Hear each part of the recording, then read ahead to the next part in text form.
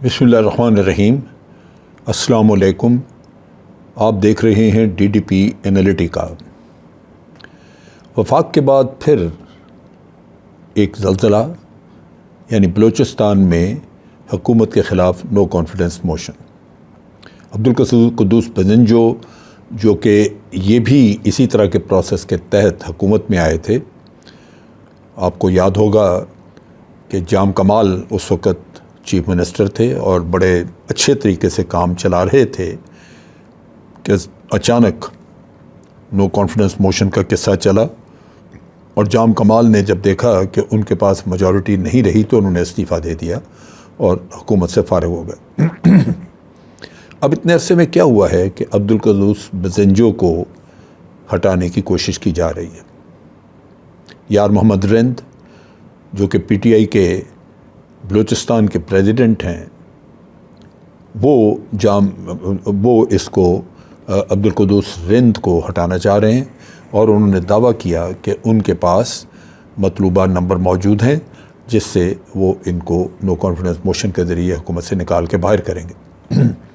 بلوچستان کے حالات آپ دیکھیے، ایک طرف تو کچھ نہ کچھ دہشت گردی وہاں پہ موجود رہتی ہے، چلتی ہے، اور دہشت گرد جو ہیں وہ سیکورٹی فورسز پہ بھی حملے کرتے ہیں اور عام آدمی بھی اس میں مارے جاتے ہیں۔ پھر آپ دیکھیے کہ ابھی انہی دنوں میں بلوچستان کے بعض علاقوں میں ہیضے کی وبا پھیلی ہے،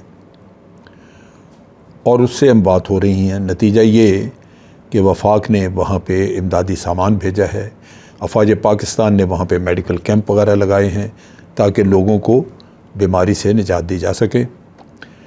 سوئی، ڈیرہ بگٹی، اس علاقے کو اگر آپ دیکھیں تو وہاں پہ دھماکے وغیرہ بھی ہوئے ہیں، اور وہاں پہ حالات بہت اچھے نہیں ہیں۔ ان حالات میں جبکہ آپ کو صوبے میں اسٹیبلٹی چاہیے، یہ سمجھ سے بالاتر ہے کہ یہاں پہ انسٹیبلٹی جان بوجھ کے کریٹ کی جاتی ہے۔ اس کی وجہ کیا ہے؟ بدقسمتی پاکستان کی یہ ہے کہ یہاں پہ ہر سیاستدان، وہ اس اہل ہو یا نہ ہو، اس کی کوشش ہے کہ کچھ بھی ہو وہ کسی نہ کسی طریقے سے ہیرا پھیری کر کے، آگے سے پیچھے کوئی طریقہ کار اختیار کر کے وہ وزیر اعلیٰ بن جائے یا وزیر اعظم بن جائے، یا وفاقی کابینہ میں اس کو وزارت مل جائے۔ اب ان حالات میں جب کہ ملک میں پہلے ہی ایک انتشار ہے، اکانومی کے مسئلے آ رہے ہیں، کیا یہ مناسب ہے کہ آپ صوبے میں اس طرح کے حالات پیدا کریں کہ وہاں پہ اسٹیبلٹی نام کی چیز ہی کوئی نہ رہے؟ عبدالقدوس بزنجو ہو سکتا ہے حکومت بہت اچھی طرح نہ چلا سکے ہوں، لیکن اتنی جلدی چیف منسٹر کو بدلنا تو کسی بھی لحاظ سے مناسب نہیں ہے۔ یہاں اگر آپ اس کو لنک کر لیں پاکستان کے دوسرے علاقوں سے، تو پنجاب جو سب سے بڑا صوبہ ہے پاکستان کا، اس میں بھی انسٹیبلٹی ہے۔ وہاں بھی آپ دیکھ رہے ہیں کہ اسی طرح افراتفری کا عالم ہے، حکومت آنے جانی ہے۔ وفاق میں ابھی نو کانفیڈنس ہوا اور ایک اچھی خاصی حکومت یہاں سے چلتی کی گئی۔ کیا یہ انسٹیبلٹی باہر سے سپانسر کی جا رہی ہے؟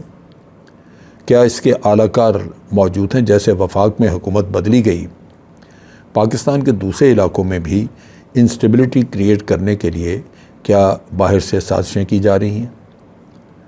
بلوچستان ایک حساس صوبہ ہے، وہاں پہ مسائل بہت ہیں، اور مسائل کی وجہ بھی موجود ہے کہ وہاں پہ جو آپ کے سردار صاحبان ہیں، وہ وہاں پہ آپ کو ڈیولپمنٹ ورک اس طرح نہیں کرنے دیتے جس طرح کے کرنا چاہیے۔ پیسہ ایلوکیشن ہوتی ہے لیکن پیسہ کھایا جاتا ہے۔ بلوچستان کا علاقہ 7% علاقہ یہ ایریا کہلاتا ہے، جہاں پہ حکومت کے تھانے وانے بھی موجود ہیں، پولیس ہے، وہاں پہ آپ کے ڈسٹرکٹ ایڈمنسٹریشن موجود ہے، اور 93% یعنی 93% علاقہ وہ ہے جس میں کہ حکومت کی حقیقتاً رٹ نہیں ہے۔ وہاں پہ ڈپٹی کمشنر نہیں ہے، اسسٹنٹ کمشنر نہیں ہے، وہاں پہ آپ کو تحصیلدار نہیں ملے گا، وہاں کچھ نہیں ہے، وہاں سرداروں کی رٹ ہے، اور جو ان علاقوں کا انتظام کرنے کا ذریعہ ہے وہ آپ کے پاس ایک ہی ہے، اور وہ ہے لیویز کا۔ لیویز سردار اپنے طور پہ چنتے ہیں، ان کو وہاں پہ لگاتے ہیں، اور ایک طرح سے وہ سرداروں کو ہی انہی کے وفادار ہوتے ہیں، لیکن تنخواہ ان کو حکومت پاکستان دیتی ہے۔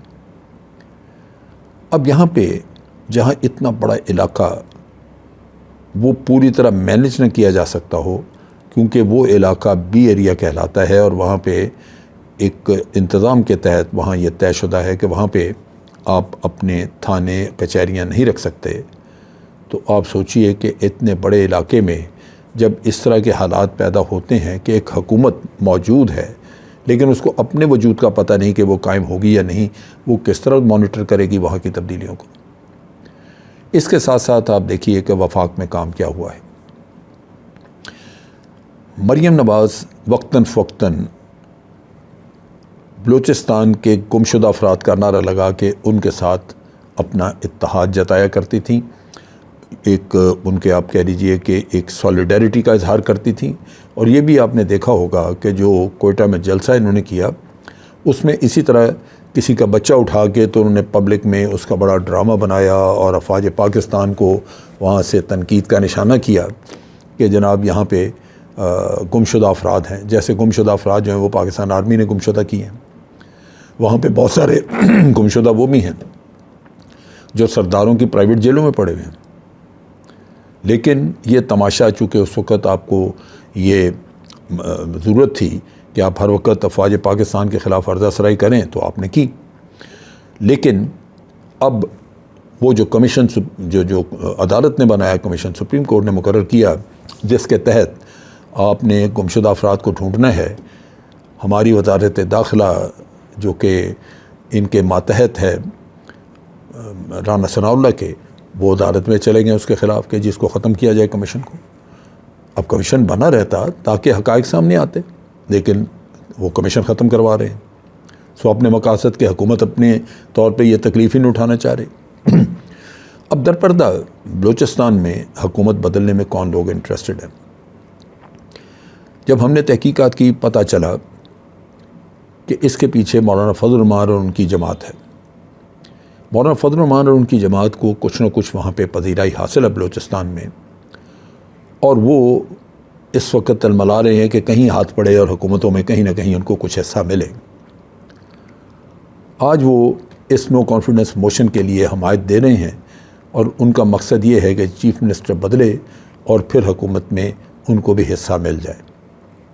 یہ وہ چیز ہے، یہ وہ سازش ہے، یہ وہ لالچ ہے، ہوس ہے اس اقتدار کا، جو کہ آپ دیکھیے کہ ہمارے صوبوں کو تباہ و برباد کر رہا ہے۔